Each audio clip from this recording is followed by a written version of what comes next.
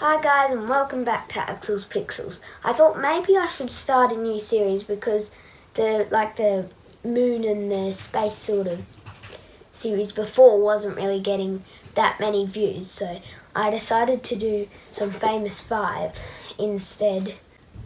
If you think that I should do Famous 5, then leave a like and tell me in the comment section down below that I should keep on going. But if you don't really think I should keep on going, tell me in the comment section down below and then I might think of something else to do. So yeah, I'm going to be reading the first chapter of 5 on a Treasure Island by Enid Blyton. Chapter 1, A Great Surprise. Mother, have you heard about our summer holidays yet? Said Julian at the breakfast table. Can we go to Polseath as usual? I'm afraid not, said his mother. They are quite full up this year. The 3 children at the breakfast table looked at one another in great disappointment. They did so love the house of Polseath. The beach was so lovely there too, and the bathing was fine. Cheer up, said Daddy. I dare say we'll find somewhere else just as good for you. And anyway, Mother and I won't be able to go with you this year. Has Mother told you? No, said Anne. Oh, Mother, is it true? Can't you really come with us on our holidays? You always do. Well, this time Daddy wants me to go to Scotland with him, said Mother. All by ourselves. And as you are really getting big enough to look after yourselves now, we thought it would be rather fun for you to have a holiday on your own too. But now that you can't go to Polseath, I really don't quite know where to send you. What about Quentin's? Suddenly said Daddy. Quentin was his brother, the children's uncle. They had only seen him once and had been rather frightened of him. He was a very tall, frowning man, a clever scientist who spent all of his life studying. He lived by the sea, but that was about all that the children knew of him. Quentin, said Mother, pursing her lips. Whatever made you think of him? I shouldn't think he'd want the children messing about in his little house.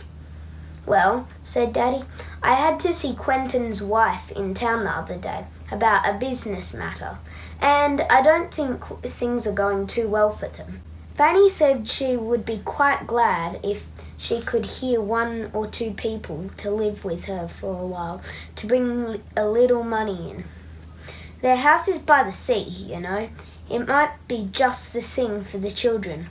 Fanny is very nice. She would look after them well. Yes, and she has a child of her own too, hasn't she? Said the children's mother. Let me see, what's her name? Something funny. Yes, Georgina. How old would she be? About 11, I should think. Same age as me, said Dick. Fancy having a cousin we've never seen, and she must be jolly lonely all by herself. I've got Julian and Anne to play with, but Georgina is just one on her own.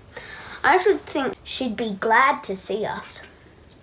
Well, Aunt Fanny said that her Georgina would love a bit of company, said Daddy.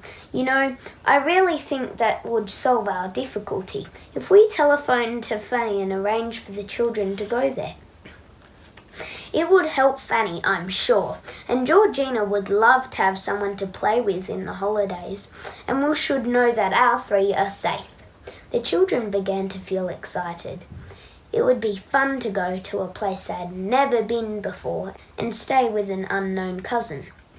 Are there cliffs and rocks and sands there? Asked Anne.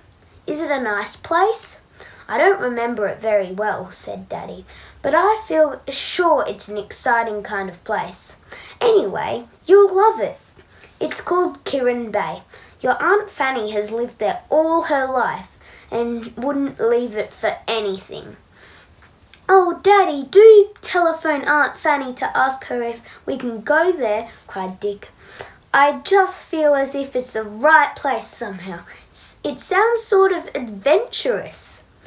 "Oh, you always say that wherever you go," said Daddy with a laugh. "All right, I'll ring up now and see if there's any chance."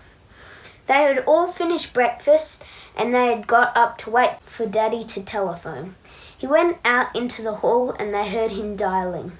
"I hope it's all right for us," said Julian. "I wonder what Georgina's like.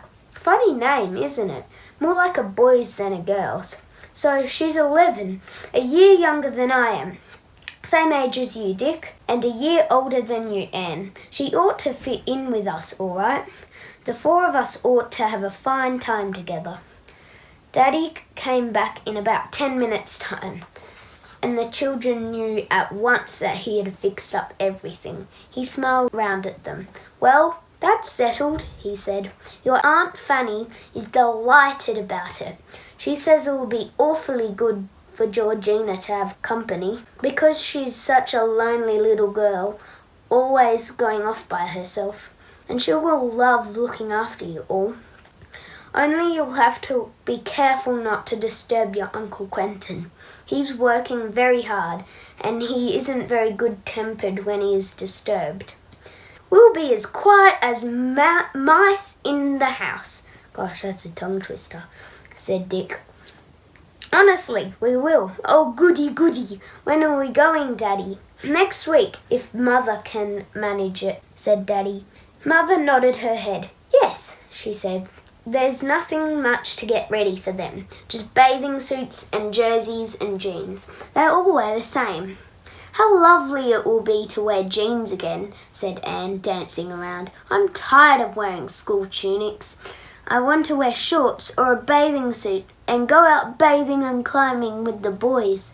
"Well, you'll soon be doing it," said Mother with a laugh. "Remember to put ready any toys or books you want, won't you? Not many, please, because there won't be a great deal of room."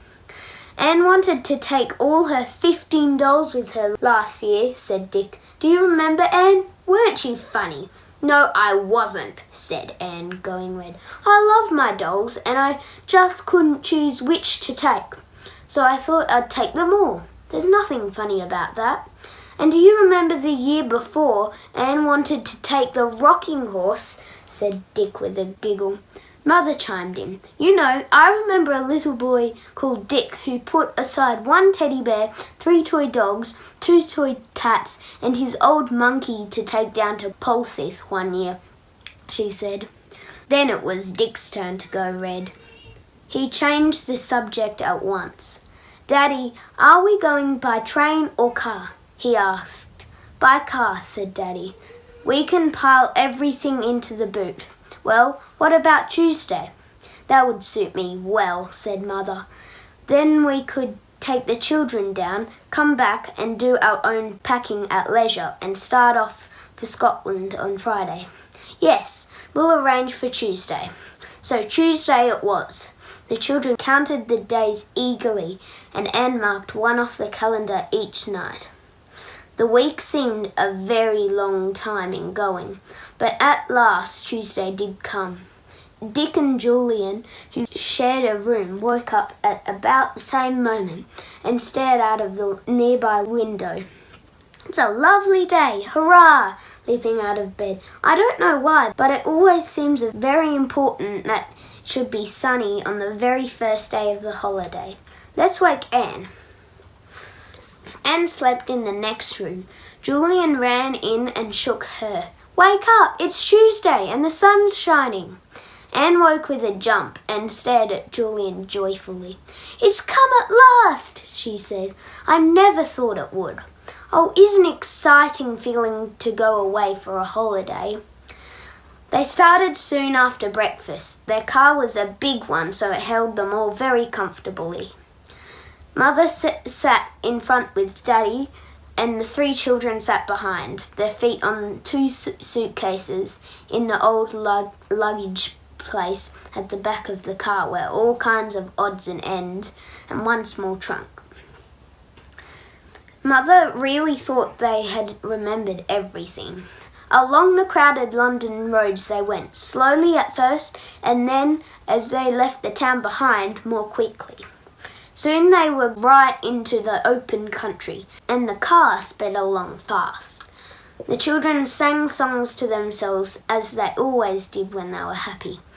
"Are we picnicking soon?" asked Anne, feeling hungry all of a sudden. "Yes," said Mother, "but not yet. It's only 11 o'clock. We shan't have lunch till at least 12:30. Anne. "Oh, gracious," said Anne. "I know I can't last out till then." So her mother handed her some chocolate, and she and the boys munched happily, watching the hills, woods and fields as the car sped by. The picnic was lovely. They had it on the top of a hill in a sloping field that looked down into a sunny valley. Anne didn't very much like a big brown cow which came up close and stared at her, but it went away when Daddy told it to. The children ate enormously, and Mother said that instead of having a tea picnic at 4:30, they would have to go into a tea house somewhere because they had eaten all the tea sandwiches as well as the lunch ones. "What time shall we be at Aunt Fanny's?" asked Julian, finishing up the very last sandwich and wishing there were more. "About 6 o'clock with luck," said Daddy. "Now who wants to stretch their legs a bit? With another long spell in the car, you know." The car seemed to eat up the miles as it purred along. Tea time came, and then the three children began to feel excited all over again. "Must watch out for the sea," said Dick. "I can smell it somewhere near." He was right. The car suddenly topped a hill, and there was the shining blue sea, calm and smooth in the evening sun. The three gave a yell. "There it is! Isn't it marvellous? Oh, I want to bathe this very minute." "We shan't be more than 20 minutes now before we're at Kirin Bay," said Daddy. "We've made good time. You'll see the bay soon. It's quite a big one, with a funny sort of island at the entrance of the bay." The children looked out for it as they drove along the coast. Then Julian gave a shout. "There it is! That must be Kirin Bay! Look, Dick! Isn't it lovely and blue? And look at the rocky little island guarding the entrance of the bay," said Dick. "I'd like to visit that." "Well, I've no doubt you will," said Mother. "Now let's look out for Aunt Fanny's house. It's called Kirin Cottage." They soon came to it. It stood on the low cliff overlooking the bay, and it was a very old house indeed. It wasn't really a cottage, but quite a big house built of old white stone. Roses climbed over the front of it, and the garden was full of flowers. "Here's Kirin Cottage," said Daddy, and he stopped the car in front of it. "It's supposed to be about 300 years old. Now, where's Quentin? Hello, there's Fanny." Thank you for watching, and as I told you before, if you thought you enjoyed this, tell me in the comment section down below and leave a like. So if you haven't already, please subscribe to Axel's Pixels. Bye!